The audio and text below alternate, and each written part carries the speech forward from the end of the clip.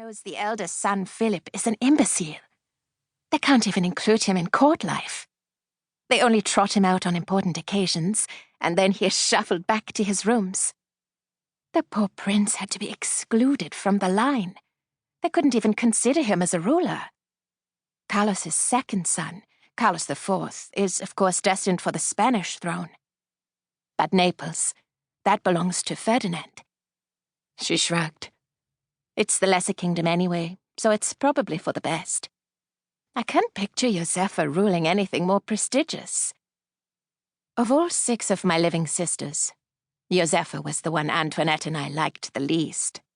Well, not quite the least. Elizabeth, because of her great beauty, was Mother's favorite, and therefore could do no wrong.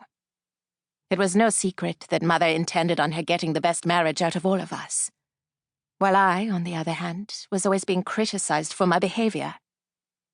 The title that Mother sought for Josepha was Queen of Naples, not one of the more prestigious titles. The kingdom of the 2 Sicilies took up the southern half of the Italian peninsula. Keeping to itself, the kingdom was seen more as a puppet of Spain than an independent country. Once, the Holy Roman Empire had held almost all the territories of the Italian peninsula. But, as Mother liked to lament, our grandfather had squandered them away.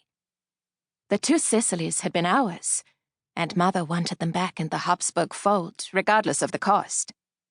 This marriage alliance was so important that Mother had attempted to marry our sister Johanna to the young king, but she died before the negotiations got very far.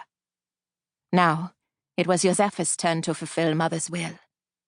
How terrible this is for her, I lamented. She has to marry our sister's intended husband. Only you would think that. Antoinette laughed. You refused to even share a name with a sister who died well before you were born. I shrugged. I don't want to be confined to anyone else's fate. We turned the corner and skidded to a stop on the royal red carpet, just in time to avoid running into the large golden white porcelain vase perched on the pedestal. The butler that stood nearby raised an eyebrow as I grabbed the wobbling antique vase, steadying it on its roost. Sorry, I mumbled as we scurried toward the small royal parlor. The hallway, white with gold trim, was lined with paintings of former rulers. Pompous men who didn't come close to the Empress Mother's fortitude. They each stared down at us in judgment. All except one, Francis I, the Holy Roman Emperor, our father. It had only been a few months since his death, but his absence could be felt throughout the whole palace. He was the one who had tempered Mother and brought a smile to her face. When he was young, they had called him the sweet little cavalier. But for all his charm, Mother had almost not been allowed to marry him. Grandpapa wasn't convinced that the indebted Duke of Lorraine was the best match. Grandpapa had regularly threatened to cancel the whole thing.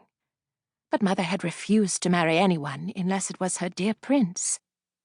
Later, our father proved his loyalty to the crown when Prussia betrayed us. When Grandpapa realized he could find himself with a daughter as an heir to the kingdom, he created the Pragmatic Sanction, a document naming our mother, Maria Theresa, as the next in line for the throne. But the document wasn't official until he had the support of another country. He managed to get the backing he needed from Prussia. But once he died, Prussia invaded, thinking Mother was weak. It was our father who stood by her side, who helped her defend the kingdom. Together, my parents had sought the glory of the Holy Roman Empire. But now that father was gone, it was up to Mother to keep the legacy alive. Charlotte, come along. Antoinette tugged at my arm. We're going to be late. Well, there you are, Elizabeth said from her perch opposite the door. Like the spoiled child she was, she held out a goblet for the servant girl to refill, never once bothering to acknowledge the lesser creature. We were beginning to think that you wouldn't make it. I was just trying to replicate your toilette, I said. But I found that I just didn't have the number of creams and powders required. How many is it that you use now? 20? Elizabeth sneered at me in response, before taking a long sip and